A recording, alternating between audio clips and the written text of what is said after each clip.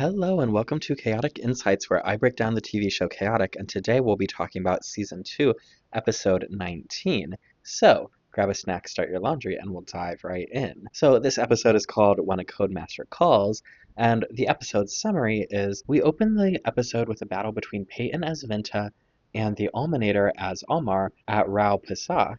Peyton wins the battle and celebrates his win. He gets a call from Codemaster Hotek asking him to become his apprentice, but he must keep it a secret and get 4 scans from behind the doors of the deep mines to prove himself.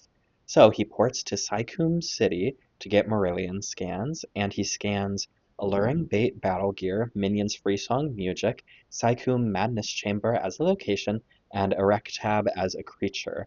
Then he returns to Chaotic to meet Hotek, and Peyton notices that Hotek is wearing sneakers, and so he must be an imposter. And Peyton reveals that Tom is in the costume, who reveals that it was then Clay's costume, and Clay set up the trap for Peyton so that Clay could steal the scans from Peyton of the 4 scans from behind the doors of the deep mines. And that's our episode. So, analysis. This episode starts off with a battle. Kaz comes in too tired to focus on the battle as a comedic bit, but that opens Sarah up to catch up Kaz on what he missed. And in telling Kaz about the battle, she is like explicitly telling the audience about it as well. She becomes full commentator, right? She includes full names of creatures. She includes full names of locations and battle gear cards. And she includes some commentary as well. Like, did she need to say the subtitle of like Rao Pasak, the ocean with no water? It's a mirage location. No, not necessarily. But she did. She said Raupasak, the ocean with no water. It's a mirage location, and like kept talking. Right? Did she need to do that? No. But she did, and that includes the audience on not only name dropping cards, but it like gives them tidbits of what's going on. And she also told us that music destroys battle gear and Mepedian invisibility doesn't work during Akeless. And that is a Torwig, so it boosts air attacks, right? She's just kind of like feeding us information, which to her benefit lowers the barrier to entry on watching a chaotic episode. Like if you've never seen an episode before in your life, you could start with this one because Sarah's commentary like helps it to make sense. Now, would I recommend people to start with this episode? No, I would not. I would recommend to start at the beginning. But if you were just watching this on TV and you happen to catch this episode, right, Sarah feeding us this information, that's a Torwig. It boosts air attacks, giving the person with a Torwig an advantage. It will make more sense to you as an audience member, right?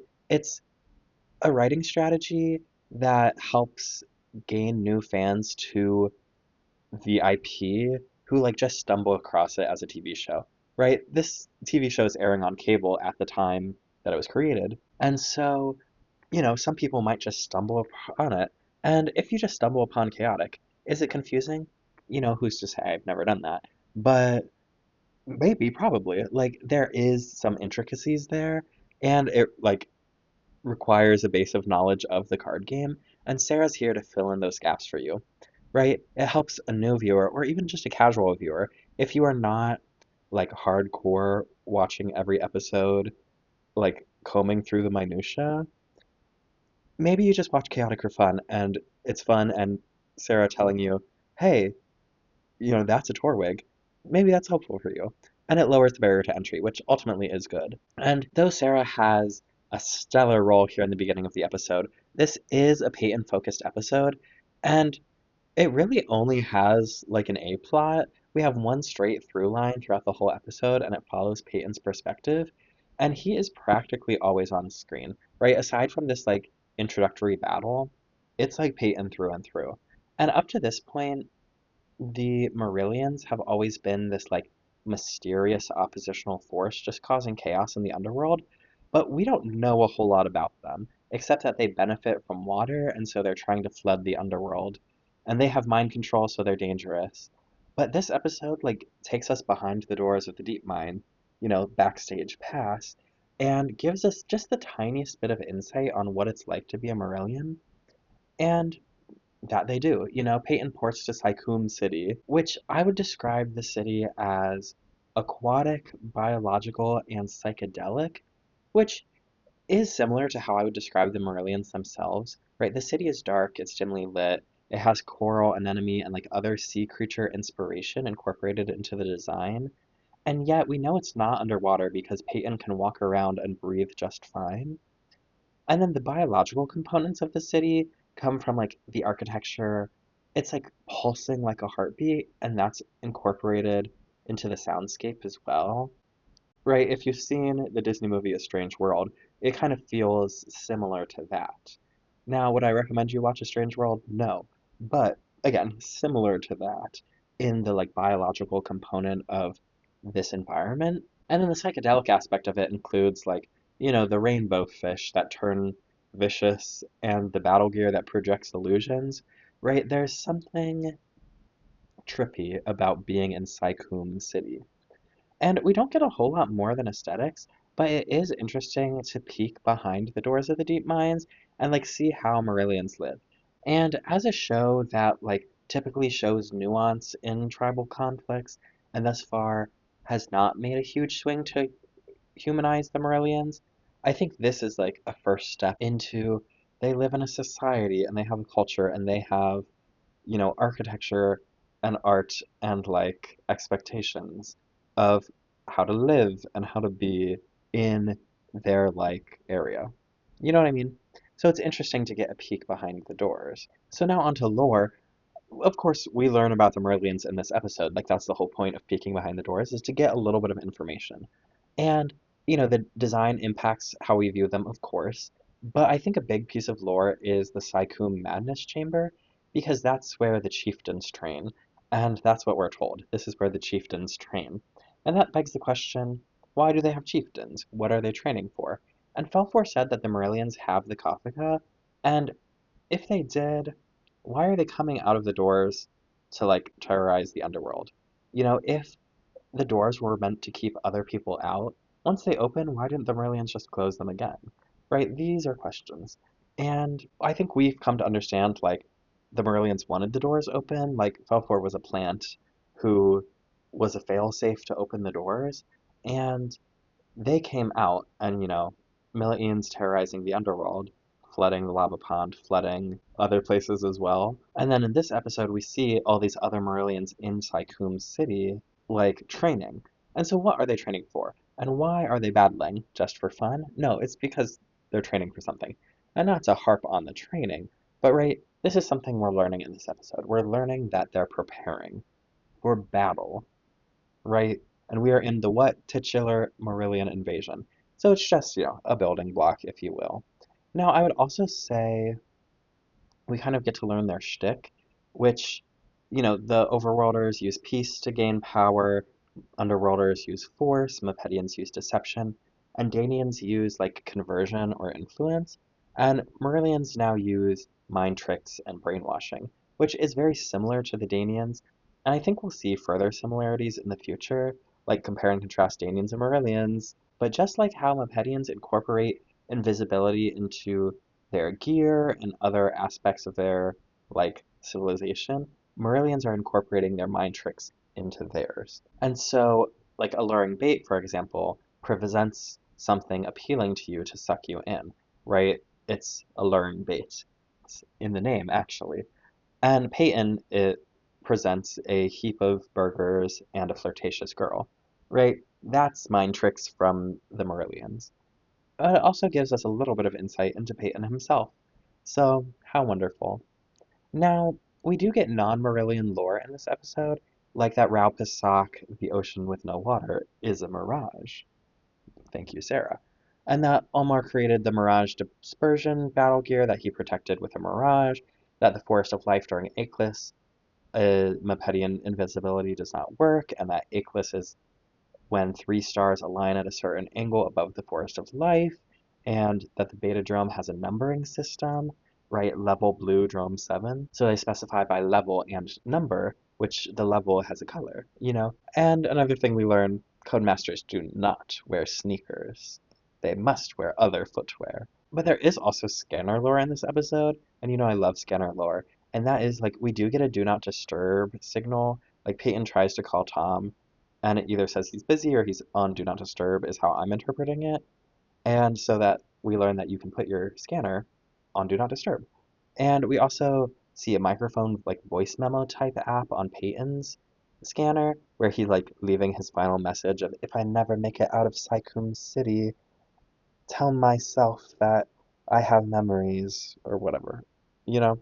And then we also get this tidbit that Clay sent Peyton a map, which was the map of Sycoom City, and that tells us that like the elevation maps that we've been seeing on people's scanners aren't like an inherent feature on them, but it's something you have to download or send or map out prior. And so maybe perhaps like maps of the overworld are just more common versus maps of like Sycoom City, less common. And I also want to ask, like, okay, this is scanner lore, but it's not scanner lore. It's just a question I have.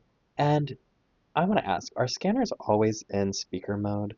Because, like, Clay asks Peyton to keep the apprentice thing a secret when he's talking as Codemaster Hotek, but, like, couldn't the whole port court just hear if they were walking by? If they wanted to listen in, they could.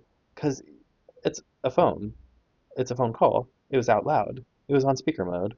You know? It's a FaceTime. What are we doing? Why are we telling secrets in public? Please, Codemaster Hotek, also known as Clay. Like, come on. And so I just need to know, is there like could you like insert headphones and like have your call on your headphones? You know, like a gamer headset with a microphone? Because, you know, keep to the technology of the era. Also, what is that? Come on, like okay. Anyways, on to fun facts and other notes. On the menu today, we have a bowl of Cracklin K-Or Crunchies with 2% milk and Junda juice. Um, Yum. Chaotic serves breakfast. And I liked the action in the initial battle. There were a couple times when I thought the game was going to be over, but they dodged and like made a surprising move. So I thought there were some good action moments in this first half, and it kept like progressing and elevating, and I thought it was fun to watch. But also, at the end of that battle, when Alminator was revealed to be a child, like that was a kid. And so, not that that was surprising, but like there is definitely a variety of ages of people who are at Chaotic, and sometimes I forget that. But at the end, Peyton was like really inflating his ego, but I was also like, you just beat a child, you know? Like, sure, a child could be good and put up a battle for sure. But also like, let's um let's stay level-headed here.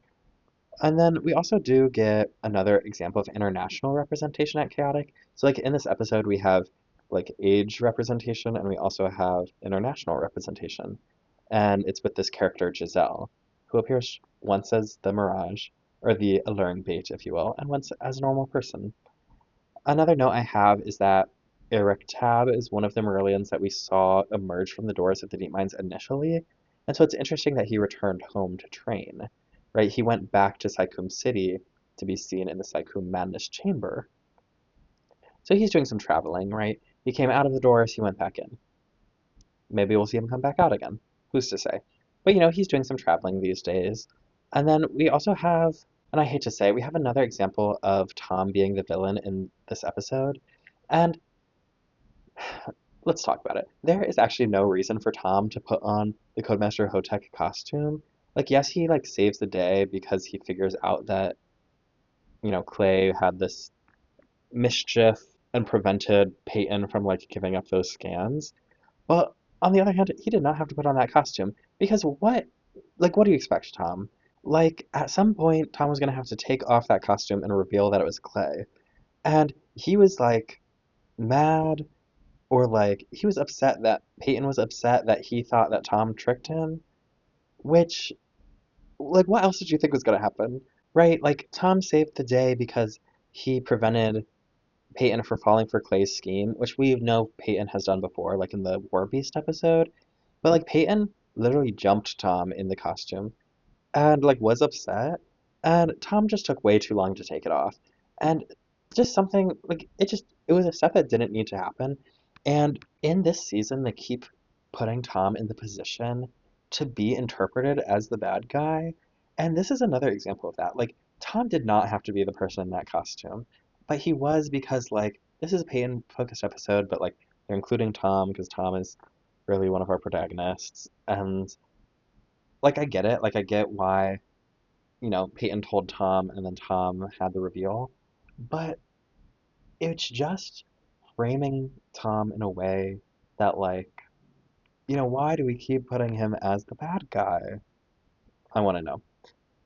And then my final thought here is that like after so Tom does the reveal and then he like walks over to Clay who's hiding in the bush in his underwear, which is kind of rude that they left Clay there just like in his underwear. But does he deserve it? Who's to say? And he could just port home and like be in clothes and then port back. So really it's not all that much of an inconvenience to his day as long as his scanner wasn't in the Hotech robes. Was it mean of them? A little bit. Does he deserve it? A little bit. But also, like, this is probably the most scandalous thing we've seen in Chaotic thus far.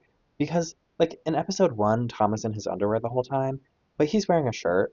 And they went to the beach in the Song of Stasis episode, but they were in, like, full scuba dive suits. And so Clay being shirtless is, like, kind of scandalous. And I think the first time, and maybe only time we've seen a shirtless human in Chaotic or in the real world, but in the show. And so I just think that's noteworthy. Now, my final thoughts on this episode are all in all, I like this episode. I think it's fairly straightforward. Like, Peyton says he's going to get 4 scans, and then he does. And that leaves us alone with Peyton and his commentary for like a while, which is enjoyable, but a straightforward plot.